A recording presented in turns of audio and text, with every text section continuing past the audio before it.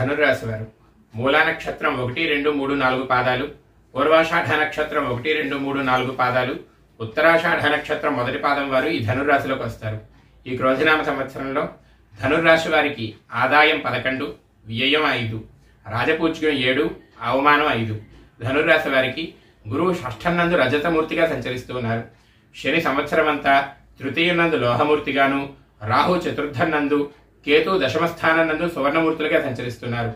ఈ రాశి వారికి గురువు షష్ఠ స్థానంలో సంచరిస్తున్నప్పటికీ కూడా మూర్తిమత్వం శుభత్వంగా ఉండడం వలన చిన్న చిన్న ఇబ్బందులు ఎదురైనప్పటికీ కూడా కొంత విజయాన్ని పొందగలుగుతారు. గురువు షష్ఠ స్థానంలో సంచరించడం వలన బంధుజన విరోధము, అకారణ కలహాలు, కుటుంబ స్వజన పీడ కలుగుతుంది. అధికార నిరాదరణ, భయాందోళనలు, రుణబాధలు, అగ్ని సంబంధమైన ఇబ్బందులు కలిగేటువంటి అవకాశం ఉన్నది. శత్రుపీడలు పెరుగుతాయి. సజ్జన విరోధం కలుగుతుంది. రజతమూర్తిగా సంచరించడం వలన భగవద్ అనుగ్రహం చేత కొంత సంయమనం పాటించి ధన విషయంలో కొంత జాగ్రత్తగా ఉన్నట్టయితే వీరు చాలా వరకు సమస్యల నుంచి బయటపడగలుగుతారు. శని తృతీయ రాశినందు సంచరించడం వలన ధైర్యాన్ని పొంది సౌఖ్యాన్ని అనుభవిస్తారు. సాహస కార్యాల్లో పాల్గొంటారు. నూతన కార్యసిద్ధి, నూతన గృహాల నిర్మాణం చేస్తారు. నూతన వాహన ప్రాప్తి, అలాగే వస్త్ర ఆభరణ సౌఖ్యము కూడా కలిగేటువంటి అవకాశం ఉంది. భ్రాతృ సౌఖ్యం కలుగుతుంది. సోదర వర్గం నుంచి సహాయ సహకారాలు అందుతాయి. పూర్వపు అనారోగ్యాల నుంచి వీరు బయటపడగలుగుతారు.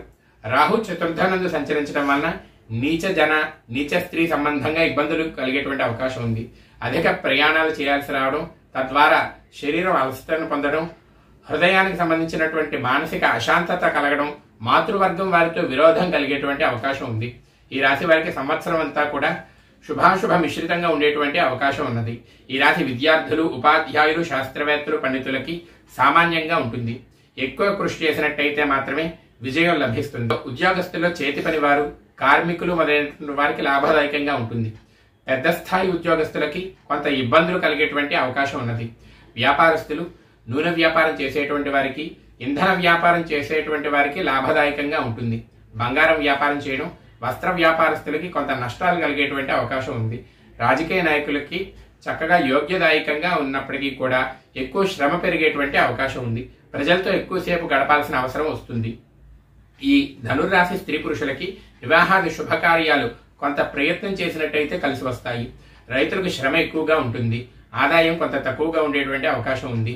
ధనుర్రాశి వారు గురుదోష నివారణ కోసం గురువుకి జపం చేసుకోవడం, శనగల దానం ఇవ్వడం, నిత్యం నమ్మకం పారాయణ చేసుకోవడం, లేదా ప్రదోష కాలంలో శివాలయాన్ని దర్శించుకోవడం, ప్రతి మాస శివరాత్రికి రుద్రాభిషేకం చేయించుకోవడం వలన సకల గ్రహ దోషాలు తొలగి సకల కార్య విజయాన్ని పొందగలుగుతారు.